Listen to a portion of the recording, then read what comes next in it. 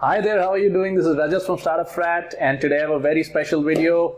It's very different from the usual videos that we do where we talk about tips and techniques and strategies and all for sales and marketing and for growing your business. But today I have a different kind of a video. I hope it resonates with you. If it does resonate with you, you will improve in your understanding of the market, guaranteed, as usual. But there are a lot of chances you may not understand, you may not resonate with this video, because this video is not about any tips, any tricks, any strategies whatsoever. Okay, I just wanted to address some questions and all that I've been getting over the last 3-4 days. I just wanted to put things in perspective, because our discussions may be going in a kind of a direction where I cannot support you. So a lot of people have sent me different questions saying, hey, I have this kind of a business, what do I need to do? I have this kind of a business, what do I need to do to become successful? And those questions are very, very welcome. I always respond to your emails, and I usually try to make videos or respond to your comments individually, giving you certain tips and techniques. However, whether these tips or techniques or strategies will work for you or not, or in your industry or not, okay, there is no guarantee. Okay, whether your industry will survive in the next 5 years or 10 years or not, there is no guarantee. Okay, so this is a very, very dynamic marketplace where what is going to work tomorrow, what is not going to work tomorrow is very disbalanced. So today's video, I just want to help you understand how the market works and how to align with respect to money. Before that, I'll tell you two stories. One story is of myself, and many of you who are new to the group and all that may not know this story, but I studied very hard in my 11th and 12th. I got national level gold medals in CBSE board for topping subjects and all of that. And then I found my way into India's number 2 ranked medical college. Okay, India's number 2 ranked medical college, MBBS, not the other streams of medicine, but the allopathic stream.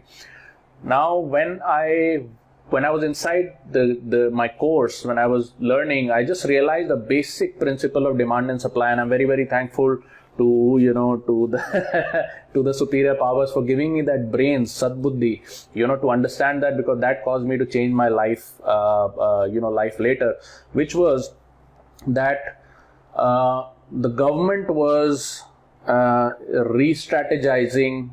They were saying that there are way too less doctors in the economy, so we need to create more doctors. So how do we do that? So they were bringing different streams of medicine on par with each other, which is the homeopathy, Ayurvedic, and all the different streams of medicine on par with each other. So the supply of doctors basically increased overnight. This happened in 1998, the year that I started my medical course. Okay, so suddenly there was an oversupply of doctors in the economy, which made me feel that I'm not so special anymore. Okay, this is nothing to do with whether the policy is good or bad, or whether there are different streams of medicine, one is better, one is less. None of that. All I'm saying was that I thought I was special because I cleared competitive exam across lakhs of people to get all India rank within the top 100 and get my seat in the number 2 ranked medical college of India, which it still today is the number 2 ranked medical college in India.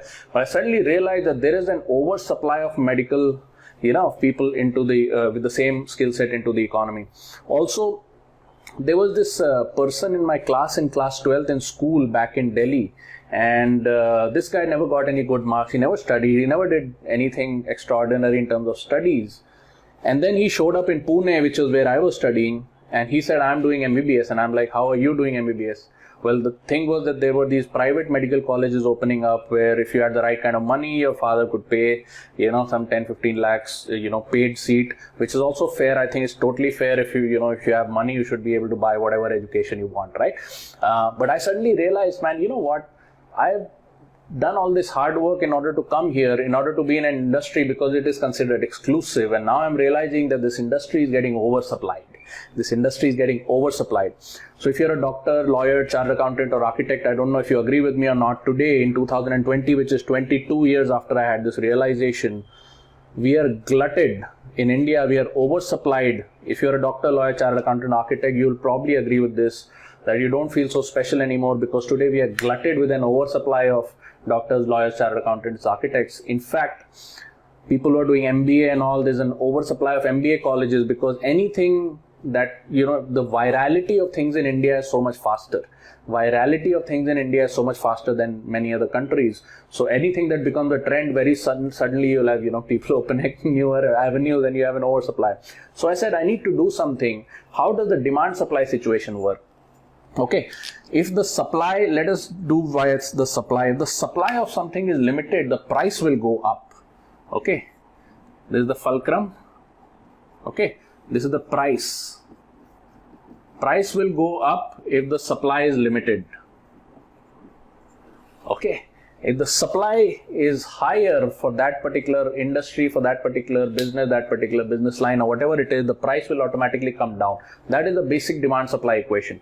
So if you're in a business, I'll happily give you marketing tips, tools, techniques, etc. I will respond to your emails and all of that. But just remember one thing that you're missing in this whole game.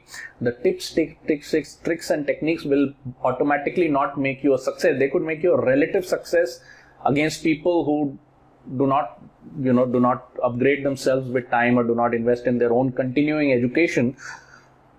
But if you're in an industry where the supply is glutted, there is no point being in that industry just because that is the industry you know, that is the industry that your parents have known, that is the business that was handed down to you from your previous generation, that is the degree that you have, that is the work experience that you have, whatever the hell it is. It does not matter.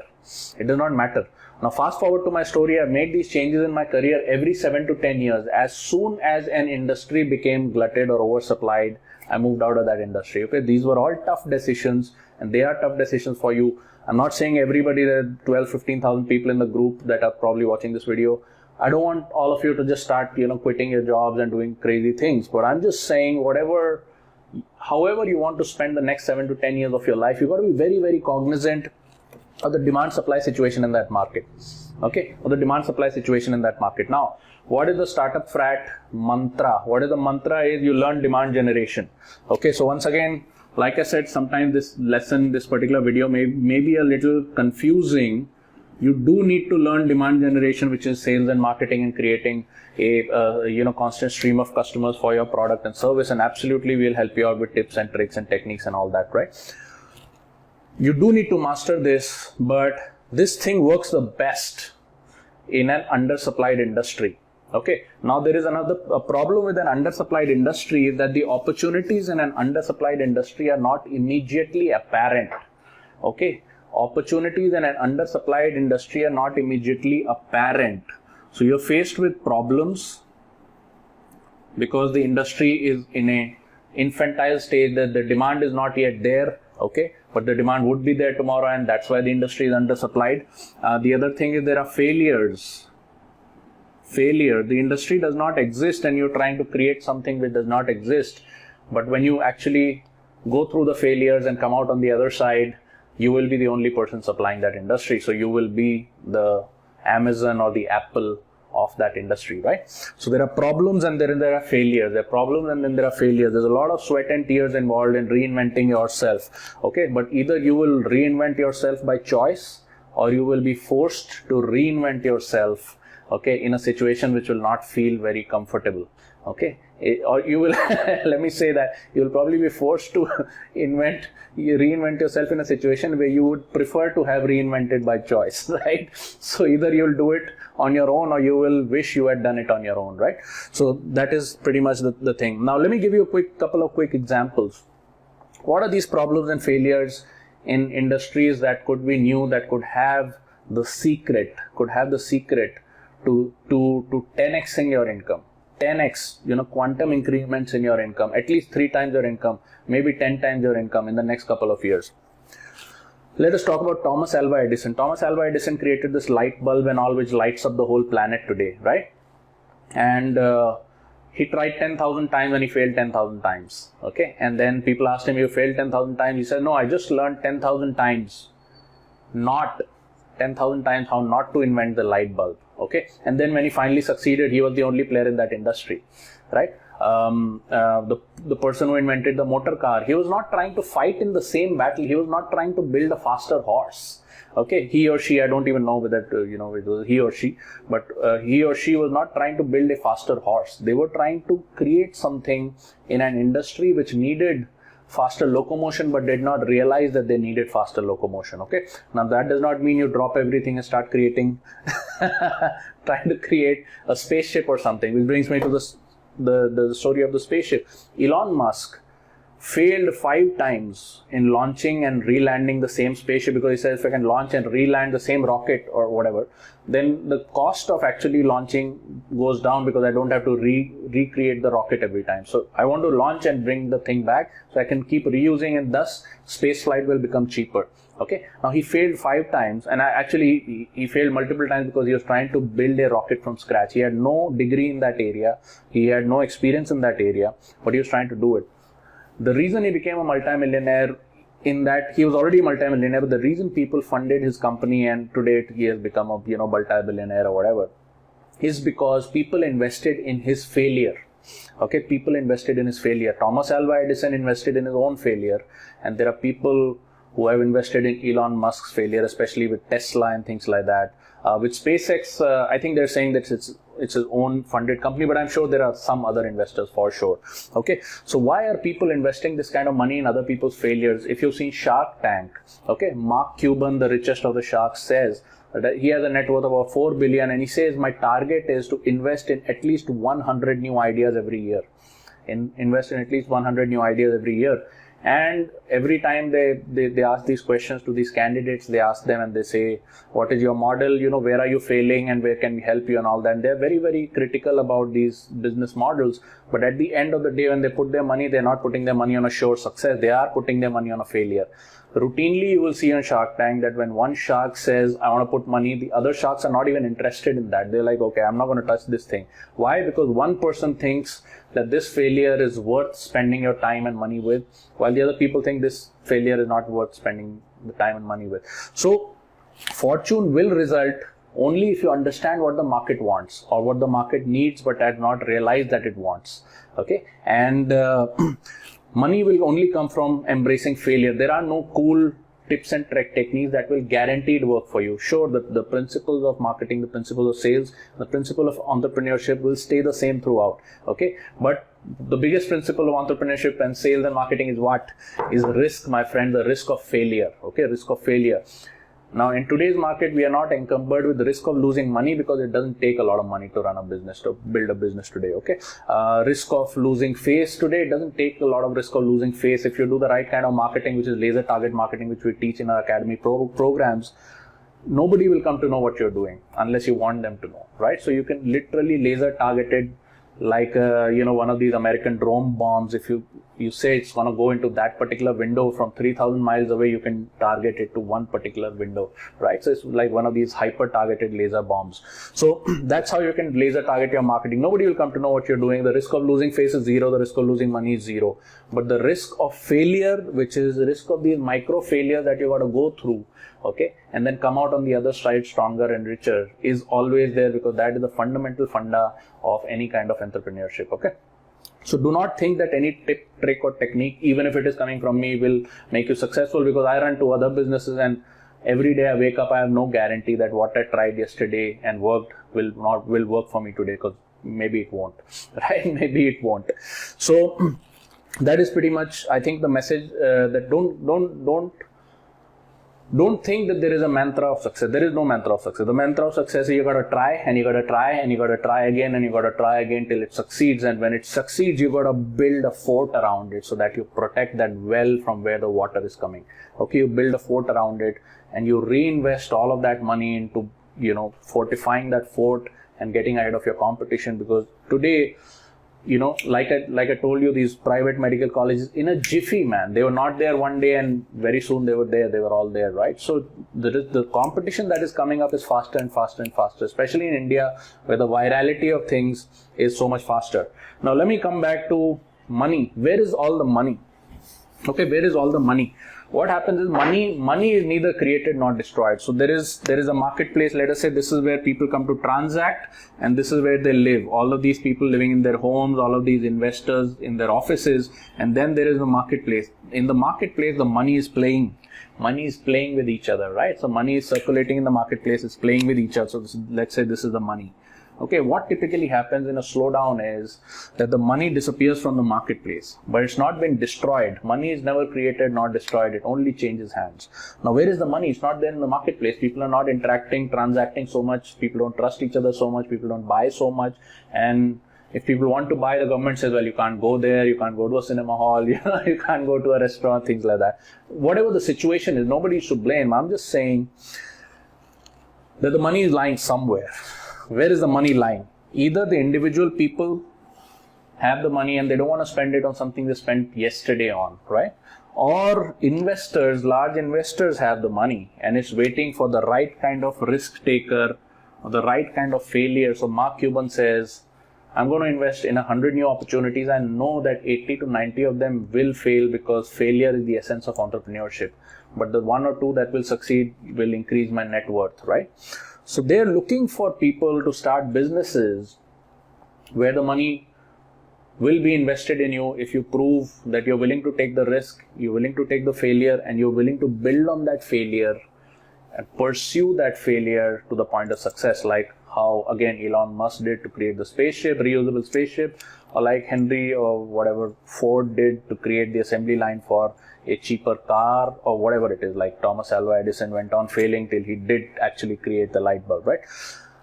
So the money is waiting for you. Okay, it doesn't matter whose pocket it is, whether it's a customer's pocket or investor's pocket or whatever. It doesn't matter. You don't need to worry about these things.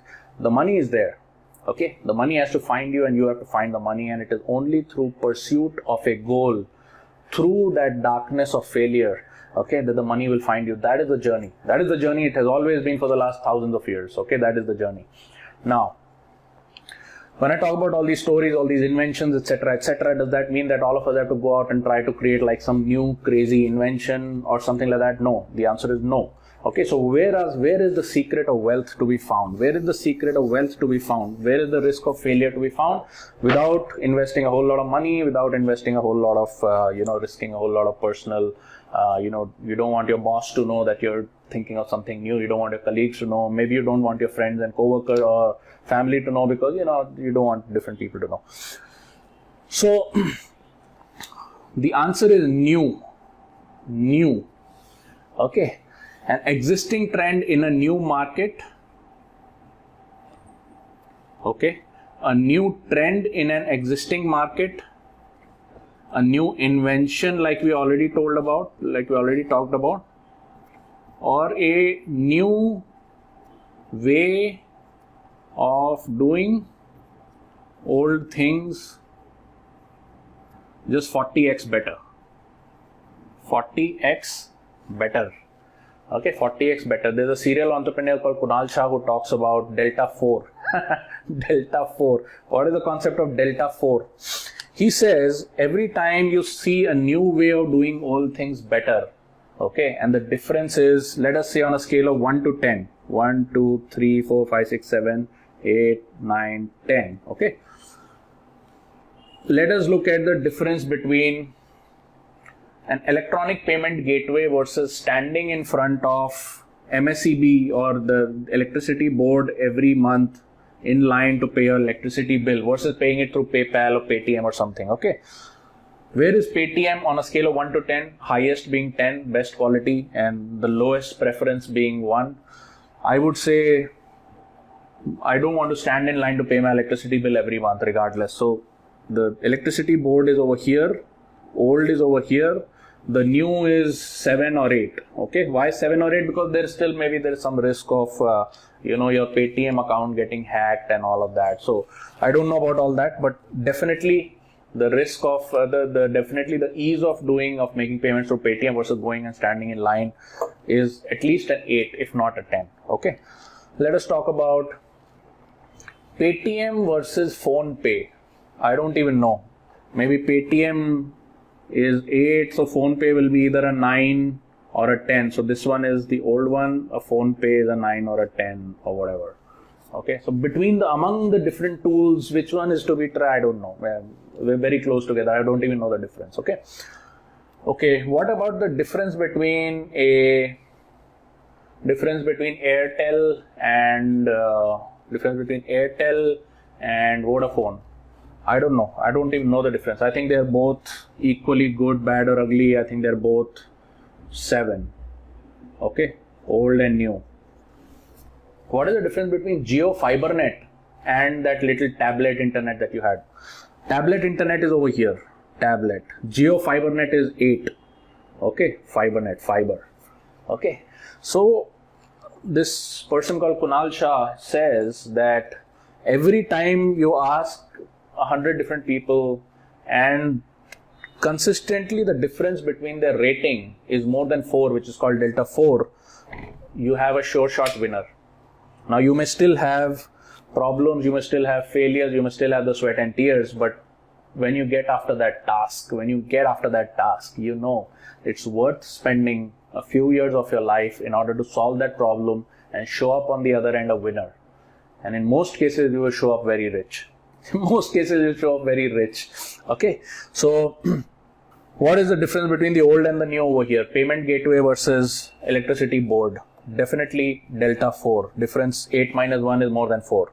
Okay, what is the difference among the different payment gateways? I don't know. There's not very much of difference. What is the difference among the previous telecom providers? One or the other, they're all the same. What is the difference between FiberNet and the old technology? Huge.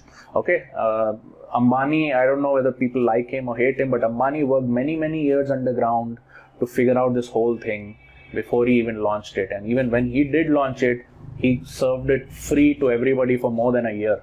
You can have it free. Why? Because he knew that if the technology works, then nobody will ever get rid of it. Because this thing is so farther ahead of all these tablet internet technologies and all that SIM-based technology that there is no, absolutely people, So how much did he risk? While going underground, fixing all of this before even launching the service? And then when he launched, he said, just use it free for a year. Because he said, there is no risk to you. You want to take the risk away from the customer. Use it, right?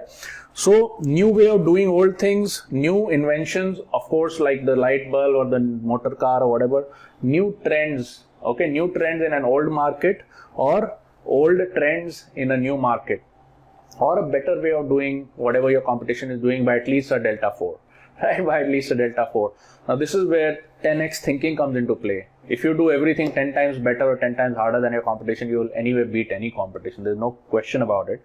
And we teach a lot of these tips, tricks for free in this forum. We teach a lot of them ninja level stuff in our academy programs and all of that. But truth be told, tomorrow when I wake up, what is the guarantee that what I tried today that worked for my business will work tomorrow? The guarantee is 0. Okay, every day you wake up, you face the risk of failure, and that is where the wealth is made, and that is where the fun in life is. Okay, the fun in life is. They are projecting that in 7 to 10 years, everything that is being done by a human being today will be done by a robot. That means you won't have a job any which way. So you might as well try newer and newer things, because your current job is going to go away sooner or later, right? Your current job is going to go away sooner or later. So I don't know whether this is of any interest or not. This happened to open any windows in your mind or not. I will be happy to take feedback. If you think this was of that you got some aha moments or you learned something new, then I want you to write that in the comments so that I get to know whether this was useful or not, right? And the second thing is, if you didn't like it, said, hey man, I was looking at some tips and techniques which could solve my problem. I haven't solved my problem and giving me all this gyan, it's useless to me. Then I want you to write that as well in the comments column. So that's feedback for me, what kind of things I need to know. In any event, do put something in the comments, because if you don't put something in the comments, then over a period of time, the algorithm will stop showing you the videos, even though you are in the group, but it will stop showing up on your feed, because that's how the algorithm works. And then we are on different paths after that, right? So do comment something good or bad or ugly in the comments column, and I will see you in the next video. Bye-bye.